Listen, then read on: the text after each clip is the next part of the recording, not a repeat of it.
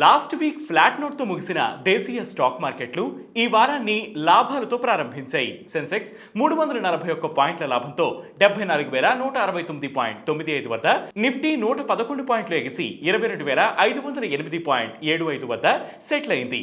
మరి ఈ రోజు స్టాక్ మార్కెట్ల పరిస్థితి ఏంటి? మెటల్ షేర్లపై ట్రంప్ టారిఫ్ ఎఫెక్ట్ పడలేదా? ఏ సెక్టార్లు రాణించాయి? మార్కెట్ల పరిస్థితి ఏంటి?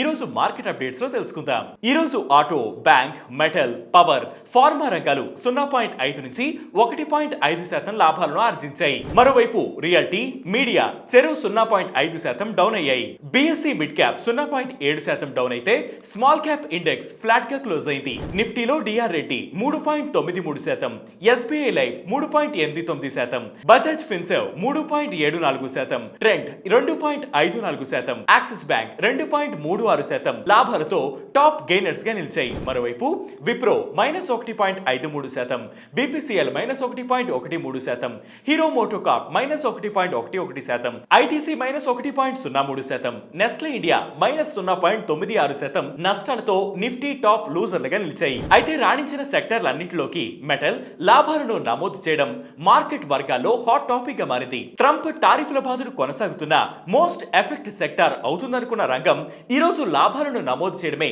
ఇందుకు కారణం. మెటల్ స్టాక్స్ లో ఏపీఎల్ అపోలో ట్యూబ్స్ దాదాపు 3% ప్రాఫిట్ నమోదు చేసి మెటల్ స్టాక్స్ లో టాప్ గెయినర్స్ గా నిలిచింది. Hindustan zinc, NMDC, Jindal stainless steel, Adani enterprises సైతం దగ్గర 2% ప్రాఫిట్ నమోదు చేశాయి. ఇలా దాదాపు అన్ని మెటల్ షేర్లు లాభాలలో దూసుకు వెళ్లాయి. డాలర్ విలువ క్షీణించడం మెటల్ షేర్లకు కలిసి వచ్చిందని ట్రేడ్ వర్గాలు చెబుతున్నాయి. ట్రంప్ టారిఫ్ల దెబ్బ డాలర్ మీదనే పడడంతో రూపాయి కాస్త కోలుకుని $1కు 86.79 రూపాయల వద్ద సెటిల్ అయింది. ఈ డాలర్ వీక్ అవడం వల్ల అమెరికాకు మెటల్ ఎగుమతి చేసేవారు బెనిఫిట్ అయ్యే అవకాశం ఉంది. అలాగే చైనా సహా పలు దేశాల నుంచి పెరిగిపోతున్న స్టీల్ ఇంపోర్ట్స్ ను కౌంటర్ చేసేందుకు కేంద్రం 15% సేఫ్ గార్డ్ డ్యూటీని విధించే అవకాశం ఉందని వార్తలు రావడం కూడా మెటల్ స్టాక్స్ లో జోష్ నింపింది. అల్యూమినియం అండ్ స్టీల్ పై ట్రంప్ విధించిన టారిఫ్ వల్ల ఇండియాకు నష్టం ఏం లేదని, పైగా ఇది భారత్ కు కలిసి రావచ్చని ఇటీవల ఎస్బీఐ రీసెర్చ్ రిపోర్ట్ లో పేర్కొనడం కూడా మెటల్ స్టాక్స్ జోరుకు కారణమైందని ట్రేడ్ వర్గాలు చెబుతున్నాయి.